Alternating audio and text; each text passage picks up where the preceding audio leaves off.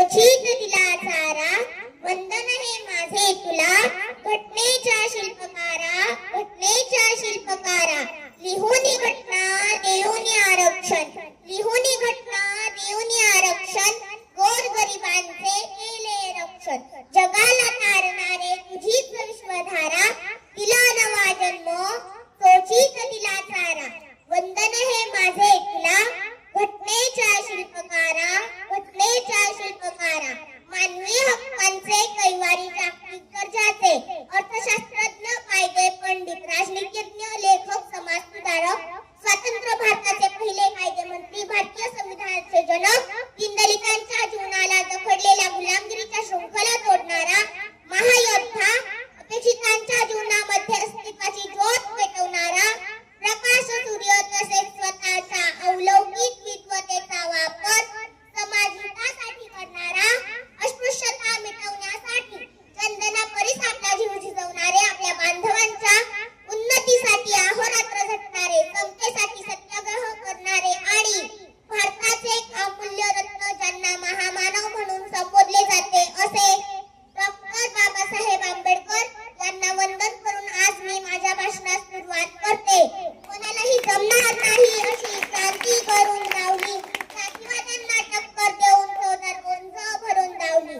निसर्ग नियमाप्रमाणे पाणी आग विझवते, निसर्ग नियमाप्रमाणे पाणी आग विझवते, पण माझ्या भीमानेकर पाण्यालाच आग लावली, पण माझ्या भीमानेकर पाण्यालाच आग लावली. मध्य प्रदेशातील महू या गावी झाला. त्यांच्या आईचे नाव भीमाबाई व वडिलांचे नाव रामजी होते. तसेच डॉक्टर बाबासाहेबांनी आपले उच्च शिक्षण बडोदा सरकारची शिष्यवृत्ती घेऊन अमेरिकेतील कोलंबिया विद्यापीठातून घेतले. नंतर ते मायदेशी परतले. त्यांनी आपल्या बांधवांना शिका, संघटित व्हा आणि संघर्ष करा हा जबरदस्त संदेश दिला. त्यांनी गोर गरीब दीन दलित समाजाच्या न्याय व हक्कासाठी अनेक आंदोलने व सत्याग्रह केले व त्यांनी माणसाला स्वाभिमान शिकवला. त्यांनी आम्हाला संकटाची सामना करणे शिकवले. असा या आकाशात एकमेव तारा बाबासाहेब होते, बाबासाहेब होते. बाबासाहेबांनी सामाजिक भेदभाव, उच्च निश्चय भेदभाव समर्थन करणाऱ्या मनुस्मृती ग्रंथाचे जाहीररित्या दहन केले. त्यांनी मुकण्या येथे पाक्षिक व बहिष्कृत भारत हे साप्ताहिक संस्था हे पुन्हा सुरू करून त्यांनी समाज प्रबोधनाचे बहुमूल्य कार्य केले. इतिहासाच्या पानांवरती माझ्या बाबासाहेबांचे नाव सुवर्ण अक्षरात कोरले आहे, कारण माझ्या बाबासाहेबांने अखंड भारत देशाचे भविष्य आणि नशीब स्वतःच्या हाताने लिहिले आहे. म्हणून म्हणते तुम्ही खाता त्या भाकरीवर बाबासाहेबांची सही आहे रो, बाबासाहेबांची सही आहे. बाबासाहेबांची लेखणी म्हणजे वीज होती, ती खोट्या परंपरांना चिरणारी आणि नव्या विचारांना जन्म देणारी. तिचा प्रत्येक ओळीत क्रांतीचा ठसा होता आणि प्रत्येक शब्दामागे शतकांचा दुःख दडलेलं होतं.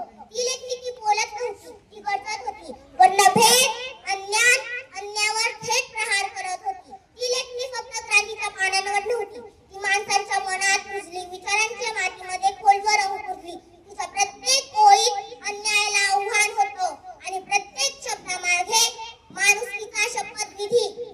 तिने आवाज दिला त्या लोकांना, तिने आवाज दिला त्या लोकांना ज्यांनी ऐकून नाकारलं होतं आणि स्वप्न दाखवलं त्या डोळ्यांना ज्यांनी कधी स्वातंत्र्याचं स्वप्न पाहिलं नव्हतं, कधी स्वातंत्र्याचं स्वप्न पाहिलं नव्हतं.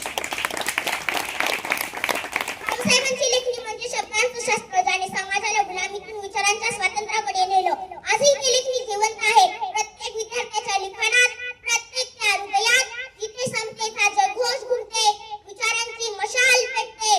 प्रत्येक ठोक्यात उमलते एकच नाव, प्रत्येक ठोक्यात उमलते एकच नाव, डॉक्टर बाबासाहेब आंबेडकर. शेवटी मला एवढंच म्हणायचं आहे की, शेवटी मला एवढंच म्हणायचं आहे की ना बंदूक हाती ना तलवार हाती, ना बंदूक हाती ना तलवार हाती, एकटाच संघर्ष केलाय. म्हणून वादांचे एन्काउंटर